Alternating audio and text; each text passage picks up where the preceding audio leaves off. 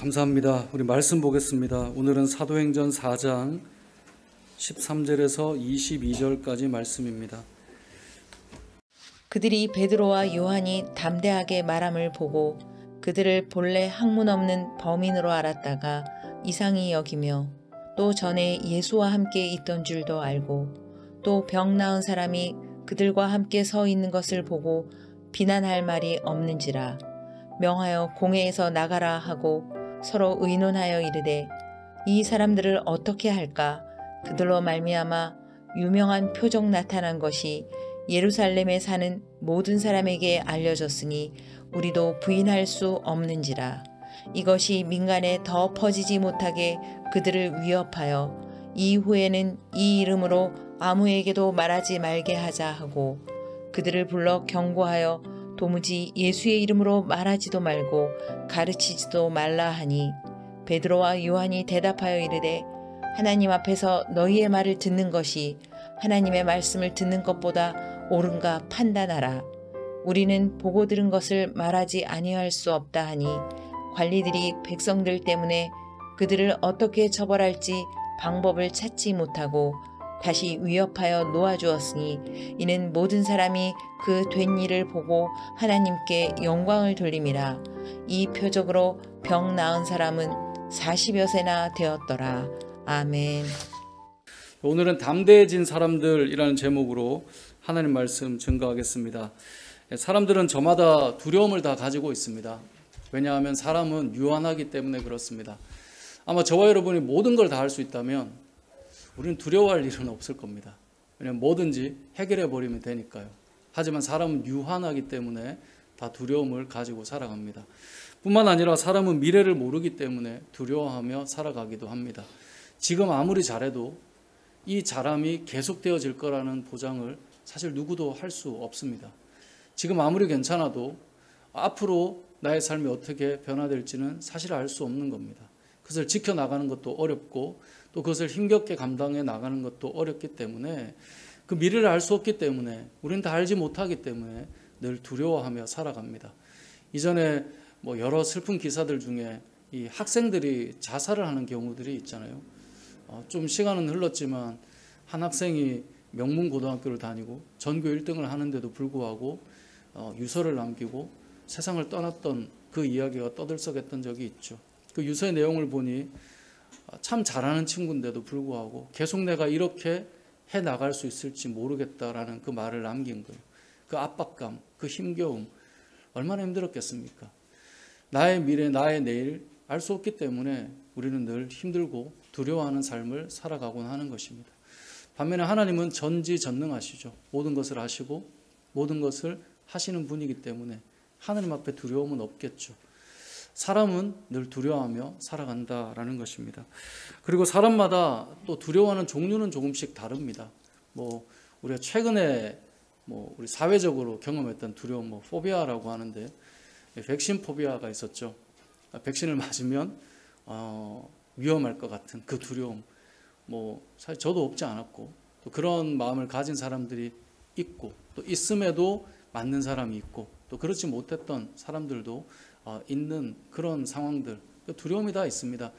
어떤 그 통계를 보니까 우리나라 사람들 통계는 찾지는 못했는데 미국 사람들 통계를 보니까 두려워하는 종류들이 나오더라고요. 1위, 2위, 3위 이렇게 막 나오던데 그 중에 하나가 높은 곳에 올라가면 두렵다라고 하는 것이 2위더라고요. 여러분들 어떠세요? 높은 곳에 올라가면 좀 이렇게 두려움을 느끼시나요? 저도 높은 데 올라가면 무섭더라고요. 그리고 1위는 남들 앞에서 뭔가 발표를 해야 되는 게 가장 두렵다 이런 말을 써놨더라고요. 그렇게 발표를 많이 시키고 교육을 하는데도 불구하고 낯선 장소에서 뭔가를 해야 되면 떨리는 것, 그건 누구나 가지고 있는 것인가 이런 생각도 해보았습니다. 그 중에 하나 곤충이 두렵다. 저도 어릴 때 이제 예전에는 집집마다 바퀴벌레가 그렇게 많았잖아요. 그 집에 불을 딱 켜면 이게 파바바박 지나가면 와, 자다가 나오면 어떡하나 막 이런 생각도 해보면 참 겁났던 기억도 납니다. 또 그 중에 하나는 비행기를 이렇게 타면 저도 비행기 공포증이 좀 있는 사람인 것 같아요. 남들 다 와 여행이다 이러는데 비행기가 이륙하는 그 느낌이 아, 내가 오늘 이렇게 내 인생을 마감할 수 있겠구나. 그 생각을 참 많이 해요. 탈 때마다 해요. 탈 때마다. 하나님, 제가 오늘 이렇게 끝입니까? 놀러 가다가 끝이 나는군요.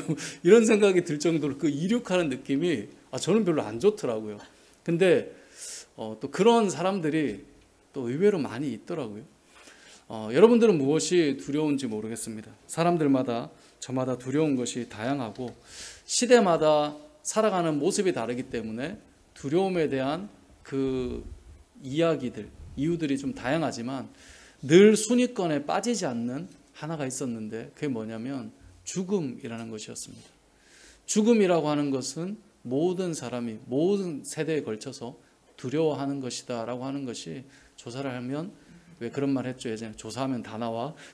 조사하면 항상 나오는 거예요. 그리고 예를 들어 비행기에 대한 두려움, 그 안에도 깔려있는 게 무엇입니까? 죽음이라는 게 깔려 있습니다. 높은 곳에 올라가면 두렵습니다. 죽음이라고 하는 것이 깔려 있는 것입니다. 모든 사람은 죽음에 대한 두려움을 가지고 있습니다. 오늘 본문에 등장하는 제자들도 마찬가지입니다. 오늘 본문에 등장하는 제자들도 예수님이 잡혀가시던 날 그 밤에 모두 다 흩어졌습니다. 모두 다 달아났습니다. 주님과 함께 저녁 식사를 할 때는 모두가 말했죠. 주님이 잡혀가실 것을 말씀하실 때, 주님 잡혀가실 때 우리가 결코 주님을 버리지 않을 것입니다. 아니다, 너희가 다 달아날 거다. 아닙니다. 우리가 죽으면 죽었지 그렇게 하지 않습니다 라고 말했지만 정작 예수님 잡혀가실 때 모든 제자들은 흩어졌고, 심지어 예수님을 따라갔던 베드로 역시 차라리 안 갔으면 저주라도 안 했을 텐데, 예수님을 따라 가까이 가는 바람에 너 주님과 함께했던, 예수님과 함께했던 자 아니냐 그 말 때문에 3번이나 부인하면서 부인하는 중에 예수님을 저주하고 자신의 무관함을 드러내기 위해서 맹세하기까지 했던 사람이 베드로였습니다. 그 이면에 깔려있는 것이 무엇일까요? 위협에 대한 두려움, 죽음에 대한 두려움이 그들에게 깔려 있었기 때문입니다. 자, 그런데 오늘 본문에 보면 그랬던 제자들이 뭔가 좀 달라져 있습니다. 오늘 본문 13절 말씀에 보니까 이렇게 되어 있습니다. 그들이, 이 종교 지도자들입니다. 당시에 베드로와 요한이 담대하게 말함을 보고, 이전에는 두려워했던 자들이고 이전에는 조금만 위협을 가하면 그것 때문에 다 달아났던 자들인데, 위협을 하고 잡아오고 그들을 가두고 하는데도 불구하고 이들이 담대한 마음을 가지고 주의 복음을 전하고 있는 모습을 보고 이렇게 말하고 있습니다. 베드로와 요한이 담대하게 말함을 보고 그들을 본래 학문 없는 범인으로 알았다가 이상히 여기며, 그래서 이상히 여겼다라고 하는 말은 놀랍게 여겼다 이 말이에요. 이들이 놀라워한 거예요. 이전에 안 그랬는데 어떻게 이들이 변했을까? 왜 이런 일이 일어났을까? 이것을 오늘 본문은 우리에게 알려주고 있습니다. 두려움에 떨고 있던 자들이 담대하게 변화된 것입니다. 세상을 살아가는 저와 여러분들이 어떤 두려움에 사로잡혀 있을 때 그것이 변화되고 담대해진 일들이 나타날 수 있습니다. 제자들이 그랬던 것처럼 우리 역시 그럴 수 있다는 것이죠. 그러면 제자들을 이렇게 바꾸어 놓은 이유는 무엇일까요? 첫 번째로는 예수님의 부활을 제자들이 목격했기 때문에 그렇습니다. 이제는 죽음이 두려웠는데 죽음 이후에 살아나신 예수님의 부활의 사건을 이들이 목격했기 때문에 우리가 지난주에 본 것처럼 제자들이 자신들이 예수님이 부활했다는 사실을 들었음에도 자신들도 믿지 못한 그 사건을 목격하는 순간 이들은 완전히 바뀌었습니다. 주님이 부활하셨다는 것, 사망 권세를 이기셨다는 것, 그걸 목격했기 때문에 자기들이 그 진실을 알고 있었기 때문에 두려워하지 않았다라는 것입니다. 흔히 우리가 그런 말 하잖아요. 거짓된 사람들은 두려움이 많다고. 진실을 가지고 있는 사람은 두려워하지 않는다는 거예요. 왜냐하면 그 진실이니까. 그 진실을 가지고 있으니까 이들이 두려워하지 않는 거예요. 더군다나 부활의 진실을 그들이 담고 있었기 때문에 죽음이 찾아올 때 두려워하지 않았던 거예요. 이전에는 다 도망갔지만 이제는 도망가지 않아요. 담대해졌어요. 이 놀라운 사건을 체험하고 경험했기 때문에 그렇습니다. 세상에서도 뭔가를 체험하고 경험한 사람들은 그것에 대해서 담대해져 가고, 또 사람들도 체험한 사람들의 말을 듣고 싶어 합니다. 그게 진실이고 진리니까. 얼마 전에 우리 셋째 아이에게 이제 핸드폰을 줬는데요. 너무 좋았나 봐요. 막 이렇게 만지다가 오빠에게 물어봤어요. 오빠, 혹시 학교에 와이파이 터지는 데 있어? 이제 이렇게 물어보는 거예요. 이제 오빠가 그 초등학교를 졸업했으니까 아, 비밀인데 이거 알려줘야 돼? 라고 말하면서 이제 알려주는데 한 곳을 알려줬어요. 그 학교 운동장 한가운데에 가면 와이파이가 터진다는 거예요. 저는 처음에 농담인 줄 알았어요. 그래서 그 애들이 학교 운동장 중간에서 이 빛이 워낙 밝으니까 잘 안 보이는데도 거기서 막 하고 있대요. 그 왜 거기서 되냐 봤더니 그 밑에 지하철이 지나가는 거예요. 그래서 아이들 보면 왜 지하철역에서 막 이거 폰 하고 있잖아요. 그 운동장 한가운데 지하철역이 지나가고 있기 때문에 아이들이 거기서 한다라는 얘기를 하는데 너무 웃기더라고요. 그리고 또 다른 곳이 있다라고 말하고는 안 알려주던데 저는 못 들었는데, 아무튼 그런 뭔가 사건 또 경험한 체험 뭐 이런 걸 얘기하면 아, 거기? 뭐 이런 생각이 들잖아요. 오늘 본문에 나오는 이 제자들이 경험했던 이 사건, 부활을 목격했던 사건, 예수님과 함께 체험했던 이 사건, 이것들을 이야기할 때, 사실을 나눌 때, 진실을 나눌 때 그건 힘이 되는 거예요. 그래서 이 예수님을 따라 살아가는 사람들, 신앙생활을 하는 사람들이 많이 가져야 되는 것이 무엇이냐면 하나님께서 우리에게 베풀어 주신 은혜, 체험, 간증 이런 것들을 나누는 것이 사실 너무나 중요해요. 저도 저의 신앙생활에 많은 부분을 다져주었던 시간이 청년 시절이거든요. 근데 저의 청년 시절을 말씀을 묵상하면서 곰곰이 생각해 보면 지식으로 말씀을 들었던 사건도 도움이 됐을 거예요, 분명히. 그런데 생각해 보면 청년들끼리 함께 모여서 기도하고 경험했던 일들이 참 많았어요. 예를 들면 예전에는 수련회에, 저도 청년 때 수련회에 목숨을 걸었던 시간들을 참 많이 보냈어요. 대학생이지만 또 졸업은 했지만 뭐 내가 뭔가 이 직장 생활은 하지만 은혜를 사모하는 마음으로 그 기간에 나도 수련을 가고 싶어. 이래서 막 기도해주고 서로 중보해주고 이런 시간들을 보내는 모습들. 근데 그런 시간들 속에 한 친구가 이제 이 신문사, 메이저 신문사에 입사를 했는데 이 친구가 입사한 지 얼마 안 돼서 이제 곧 수련회인 거예요.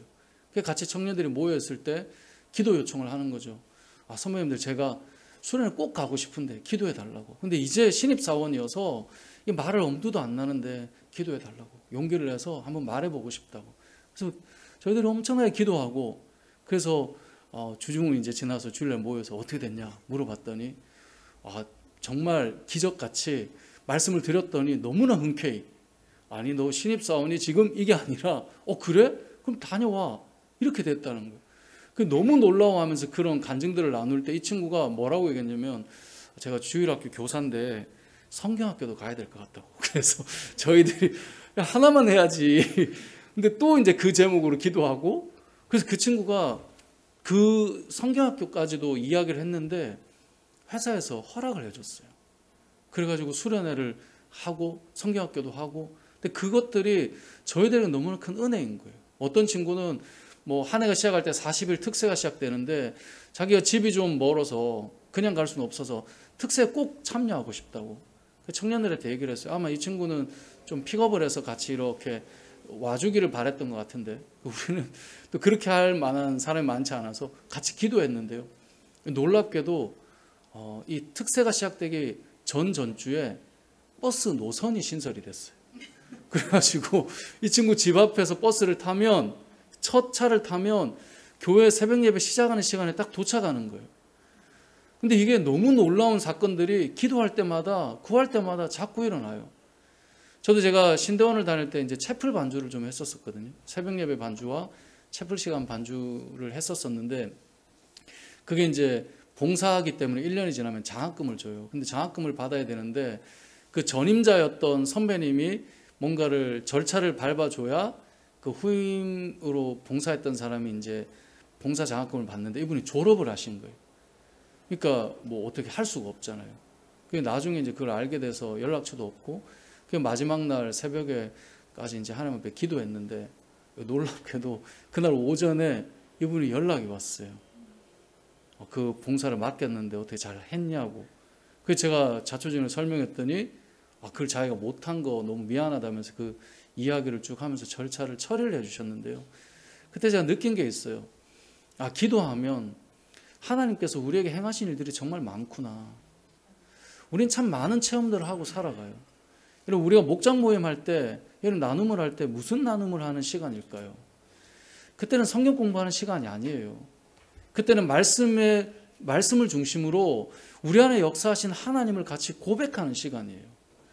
고백은 공부를 얼마나 잘했느냐와 상관없어요. 자, 오늘 본문을 보면 이들이 뭐라고 말합니까? 베드로와 요한이 담대하게 말함을 보고 그들을 본래 학문 없는 범인으로 알았다가 이상히 여긴 거예요. 학문 없는 범인은 무슨 말이냐면 공부 안 한, 요즘 말로 하면 대학 안 나온 평범한 사람, 뭐 이런 말이에요. 아니, 공부를 열심히 잘한 사람도 아닌데 이들이 얼마나 담대히 말하는지 그들이 놀랐다고요. 잘 생각해 보십시오. 여러분, 하나님을 경험하고 처음 하는데 학벌이 필요할까요? 그렇지 않아요. 왜 그렇지 않은가? 여러분, 체험이라고 하는 것은 학위를 가지고 말하는 게 아니에요. 예를 들어 우리가 지나가다가 옆에 건물이 무너졌어요. 그 무너지는 장면을 수십 명이 봤어요. 그 중에는 박사학위 받은 사람도 있고 석사학위 받은 사람도 있고 대졸자도 있고 고졸자도 있고 아예 학교를 가보지 못한 사람도 있어요. 자, 건물이 무너지는 걸 봤어요. 자, 건물이 무너질 때 그 무너지는 장면을 본 사람들 중에 학위가 있으니까 더 잘 말하나요? 그렇지 않아요. 그걸 본 사람은 그 자체를 리얼하게 누구나 말할 수 있는 거예요. 신앙생활을 하면서 가끔 우리는 어떤 생각을 하냐면 더 못 배워서, 더 지식이 없어서 아닙니다. 하나님을 경험하는 것은 여러분의 학식으로 이야기되는 게 아니에요. 둘러앉아서 성경을 분해하는 것이 우리의 목적이 아니에요. 그 안에 역사하신 하나님이 오늘 이 시대에 나에게도 역사하는가를 나누는 거예요. 그래서 함께 모여서 그러한 은혜들을 나누는 시간은 너무나 소중해요. 나의 체험도 소중하지만 그 사람의 체험도 너무나 소중한 거예요. 아무것도 아닌 것 같지만 은혜를 사모하며 기도할 때 저도 이 청년 시절에 참 많이 함께 기도하고 그래 그거 우리 한번 해보자. 부딪혀보자. 단기 선교 간다고 재정이 없다고 기도해보자고 그 시간들 한번 빼보자고 직장일이 이런데 그래도 한번 해보자고 그렇게 해서 일어났던 수많은 일들을 경험하며 우리는 깨닫는 게 있어요. 하나님 살아계시다. 하나님 역사하신다. 부활의 주님이 그냥 그때 부활한 사건이 끝이 아니라 지금도 그분은 우리의 인생을 인도하시고 무너지는 우리들을 살리신다. 그걸 계속 경험하는 거예요. 그래서 우리는 나누고 그 은혜를 고백하는 거죠. 그래서 우리의 마음은 뜨거운 거예요. 거기에서 몇 장 몇 절은 어떤 의미이며 그래서 이런 의미입니다. 성경 공부도 필요합니다. 그건 저와 하시면 되고 목장 모임 때는 함께 모여서 이번 한 주간 하나님께서 나에게 이런 일을 행하셨다고 이번 한 주간 난 이게 너무 무겁고 어려운데 함께 기도해 달라고 그랬더니 그 기도 가운데 역사하신 하나님을 고백하고 그 은혜를 나누고 그런 체험들이 고백되어지는 것 그것이 무엇을 만드느냐 담대함을 만든다라는 것입니다. 오늘 본문에 등장하는 베드로와 요한은 다른 것이 아닙니다. 십자가와 부활의 사건을 체험한 것으로 충분했습니다. 그것으로 이들은 담대해졌습니다. 고린도전서 1장 26절을 보면 이런 말씀이 있습니다. 형제들아 너희를 부르심을 보라. 육체를 따라 지혜로운 자가 많지 아니하며 능한 자가 많지 아니하며 문벌 좋은 자가 많지 아니하도다. 신기하지 않습니까? 문벌 좋은 자가 많고 학식이 능한 자가 많고 지혜로운 자가 많아야 뭔가 될 것 같은데 그렇지 않았다라고 고린도전서에서는 말씀합니다. 사람이 화려하면 십자가는 가려지기 마련입니다. 사람이 대단하면 그 자리에 하나님의 영광스러움은 가려지기 마련입니다. 사람이 부족한데 하나님의 역사심을 볼 때 무엇을 경험합니까? 하나님 진짜 살아계시구나. 저 사람이 했던 일이 아니구나. 베드로와 요한을 보면 그 수많은 사람들이 깨닫는 것이 있습니다. 다 도망갔고 부인하고 저주했는데 저들이 목숨을 내놓을 수 있구나. 분명히 뭔가가 있구나. 그걸 보는 것입니다. 교회 안에서 공동체 안에서 세상의 지위를 자랑하고 그것 때문에 뭔가 되는 것처럼 이야기될 때 처음에는 일이 잘 풀릴 수 있지만 지나가 보면 하나님이 하신 게 아니라 그 사람 때문에 한 거예요. 우린 간혹 그런 생각 할 수 있거든요. 교회에 그런 사람이 있으면 뭔가 좀 잘 될 텐데. 맞아요. 그 사람이 있으니 잘 되겠죠. 근데 시간이 흘러가면 어떻게 느낄까요? 일이 있으면 무엇을 찾을까요? 하나님을 찾을까요? 그 사람을 찾겠죠. 유력한 자를 찾겠죠.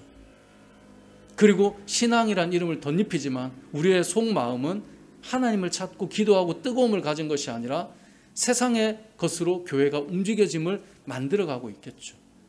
처음에는 좋아 보이지만 시간이 흘러가 보면 신앙인 줄 알았지만 우리의 마음속에는 하나님이 아닌 다른 것으로 의지하고 살아가고 있는 우리들을 보게 되는 것입니다.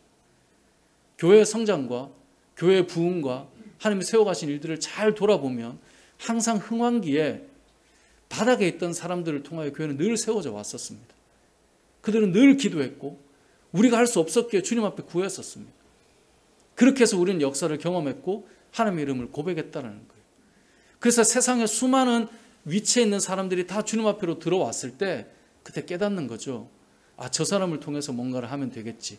그렇게 해서 해나가서 처음엔 좋아 보이지만 지나보면 오히려 우리가 무엇을 바라보았는가를 놓치게 됨을 경험하게 된다는 것입니다. 오늘 본문에 등장하는 이 제자들이 담대한 이유는 예수 그리스도의 부활을 체험하고 경험했기 때문이라는 사실을 우리가 기억해야 합니다. 저와 여러분의 삶 속에서도 여러분 많이 기도하십시오. 여러분이 하는 것 같지만 하나님이 하고 있음을 많이 경험하십시오.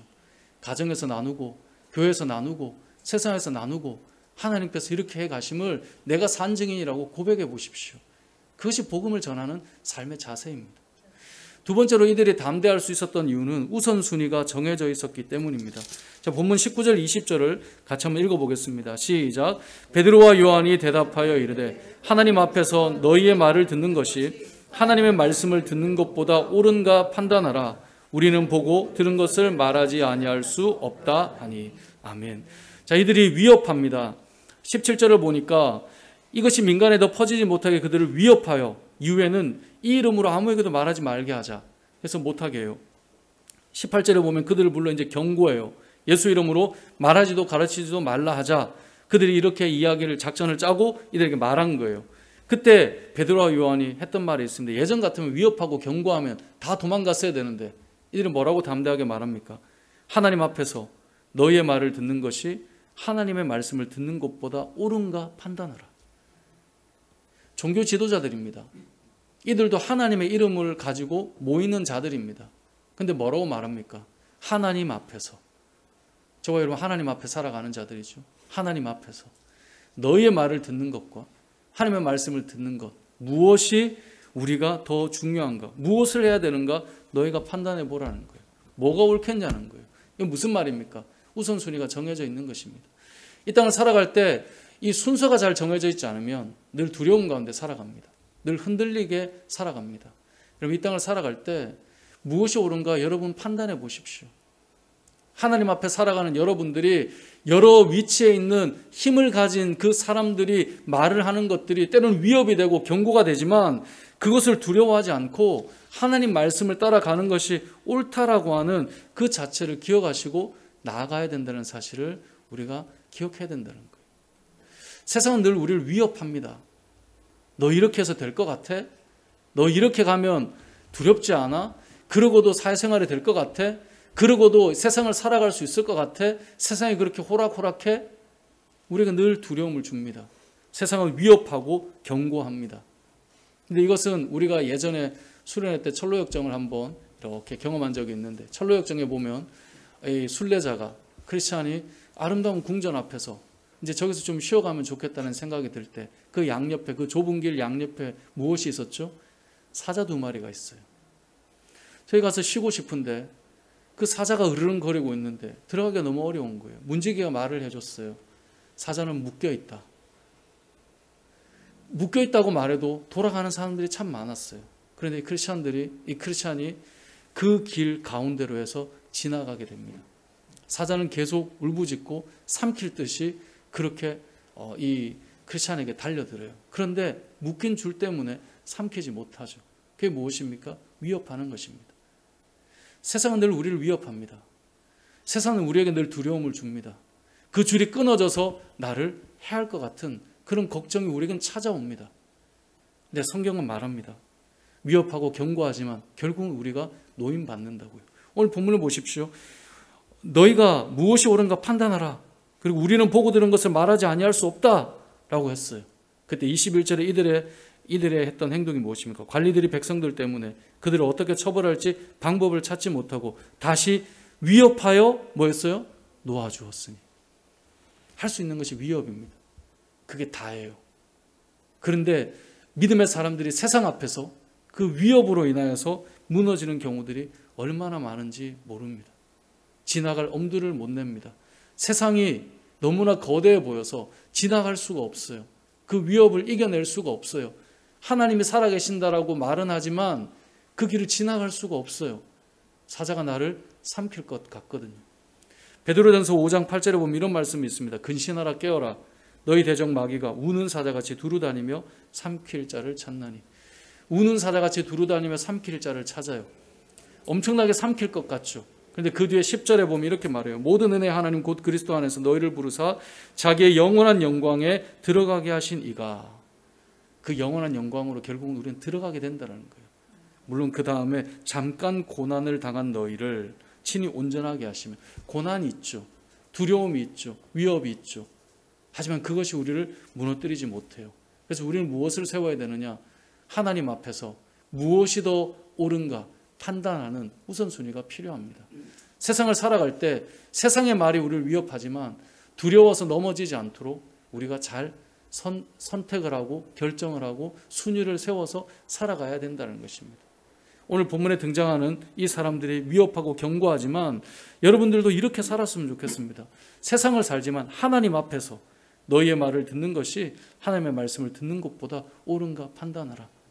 여러분의 마음에 던지는 질문이 되셔서 여러분에게 더 중요한 것이 무엇인가를 결정하셔서 이 땅을 담대하게 살아가셨으면 좋겠습니다. 세 번째로 기억할 것은 이들에게는 표적이 있었다는 것입니다. 오늘 본문 말씀에 보면 이 14절에 보면 또 병나은 사람이 그들과 함께 서 있는 것을 보고 비난할 말이 없는지라라고 되어 있어요. 이 병나은 사람은 3장에 나오는 성전에 갈 때 평생 일어나지 못했다. 한 번도 태어났을 때부터 걷지 못했던 사람을 일으킨 사건이에요. 그 사람이 예수를 만나고 기적을 경험하고 계속 제자들을 따라다녔거든요. 그러니까 그게 표적이잖아요. 그 사람이 같이 있었기 때문에 이들에게 뭐라 할 말이 없는 거예요. 그리고 넘어가 보면 오늘 본문 22절에 이 표적으로 병나은 사람은 40여 세나 되었더라. 이 사람에 대해서 구체적으로 말해줘요. 늘 함께하는 표적이 따라다니고 있음을 말하고 있습니다. 이 사람뿐일까요? 초대교회에 수많은 표적의 역사가 일어났습니다. 예수 그리스도의 부활의 능력이 무엇인가를 나타내고 있었습니다. 믿는 자에게는 늘 표적이 따라옵니다. 근데 언제 따라옵니까? 우리가 마가복음으로 쭉 부활주일까지 말씀을 보고 그 다음 날까지 이제 새벽 예배 말씀을 봤는데 여러분 하나님께서 표적이 언제 따른다고 했냐면 복음이 전해지는 곳에는 늘 표적이 따른다라고 말씀하셨어요. 마가복음 16장 17절 이하 말씀을 보면 믿는 자들에게는 이런 표적이 따르리니 곧 그들이 내 이름으로 귀신을 쫓아내고 새 방언을 말하고 뱀을 집어 올리고 무슨 독을 마실지라도 해를 받지 않고 병든 사람에게 손을 얹은 즉 나을 것이다 라고 말해요. 그리고 마지막 절 마가복음 16장 20절 제자들이 나가 두루 전파할세 주께서 함께 역사하사 그 따르는 표적으로 말씀을 확실히 증언하시니라. 아멘. 복음을 전할 때 표적이 따라오는 거예요. 왜요? 주께서 함께 하시기 때문에. 이 땅을 살아가면서 하나님의 표적과 역사를 얼마나 경험하고 살아가십니까? 많이 경험해 보시려면 뭘 하면 될까요? 복음의 능력을 경험해 보시면 돼요. 복음을 전해 보시면 돼요. 그럼 하나님께서 어떻게 역사하시는가를 보게 됩니다. 복음이 전해지는 곳에는 항상 표적이 따릅니다. 세계 온 열방에 선교사님들이 나가는 곳마다 수많은 표적들이 일어나는 이유가 뭘까요? 마가복음 16장 20절 제자들이 나가 두루 전파할세 주께서 함께 역사하사 그 따르는 표적으로 말씀을 확실히 증언하시니라. 그 말씀이 확실함을 증언해 주기 위해 표적이 따라오는 겁니다. 표적이 목적이 아니라 말씀을 확증해 주기 위해서 표적이 따라오는 거예요. 오늘 본문에 등장하는 이 사도행전 4장의 말씀도 계속해서 이 표적이 따라 붙어 있기 때문에 비난할 말이 없는 거예요. 뭐라고 말할 수가 없는 거예요. 그 복음이 확증되어져 가는 것입니다. 저와 여러분이 이 땅을 살아갈 때 주의 복음을 전하면서 살았으면 좋겠습니다. 부활의 소망을 가진 믿음의 사람들의 입에서 복음이 선포되지 않는다면 성경에 말씀하고 있는 표적이 그냥 이루어진다고 생각하지 말아야 된다는 거예요. 우리에게서 복음이 증거될 때 주께서 역사하셔서 표적이 따름으로 여러분이 능력자라고 나타내는 것이 아니라 예수 그리스도가 진짜 구원자구나를 보여주기 위해서 표적이 따르는 것입니다. 자, 가끔 어떤 이적이나 병 고침이나 이런 것들을 가지고 모아서 뭔가를 하는 일들 중에 위험한 것이 무엇이냐면 그 자체가 뭔가 목적이 될 때는 항상 하나님의 뜻과는 다른 거예요. 복음을 위해서 이러한 사건들을 붙여주시는 거예요. 저와 여러분들이 주의 복음을 전하는 자로 이 땅을 살아가야 이러한 은혜들을 또한 경험한다는 것입니다. 마지막으로 한 가지 더 우리가 기억할 것이 있다면 하나님의 이 성령께서 우리에게 임할 때 우리는 담대한 삶을 살아가게 된다라는 것을 기억해야 합니다. 제자들의 삶을 보면 부활의 사건을 경험하고 그들이 기도할 때 성령이 임하였습니다. 오순절 성령 강림 사건이죠. 성령이 임할 때 이들은 완전히 바뀌었습니다. 사도행전 1장 8절에도 보면 이렇게 말씀합니다. 오직 성령이 너에게 임하시면 내 증인이 되리라. 지역이 나오면서 내 증인이 된다는 거예요. 결국 우리에게 필요한 것은 성령으로 충만한 삶을 살아갈 때 이런 담대한 삶을 살아가게 된다는 것입니다. 말씀을 정리해 보겠습니다. 제자들은 두려움이 많았던 자들입니다. 예수님이 잡혀가시던 날 밤에 모두 다 도망가고 흩어졌습니다. 하지만 이제 당시 종교 지도자들이 제자들을 볼 때는 완전히 바뀌어 있었습니다. 저들에게서 두려움을 찾을 수 없었고 이들이 위협을 하고 또 경고를 주고 또 위협을 하고 반복했지만 두려워하지 않고 때로는 감옥에 갇히고 때로는 순교를 당하여도 담대하게 사는 자들로 바뀌어 있었습니다. 저와 여러분이 이 땅을 살아갈 때 이런 제자들의 모습으로 변화되었으면 좋겠습니다. 담대한 삶을 살았으면 좋겠습니다. 세상 앞에 주눅드는 자들이 아니라 한 치 앞을 볼 수 없다라고 말하며 자신의 삶의 인생을 어떻게 가야 될지 몰라 방황하는 자들이 아니라 우리의 인생을 책임지고 계시는 하나님으로 말미암아 승리할 자들임을 잊지 않고 이 땅을 담대하게 살아가시고 특별히 많은 영적인 은혜를 체험한 것을 나누시고 하나님을 함께 고백하고 또 그 이름을 증거하고 또 우리의 순위가 하나님께로 정해져 있는 삶이 되셔서 제자들처럼 이 땅을 담대하게 살아가는 저와 여러분 되시길 주님의 이름으로 축복합니다. 아멘.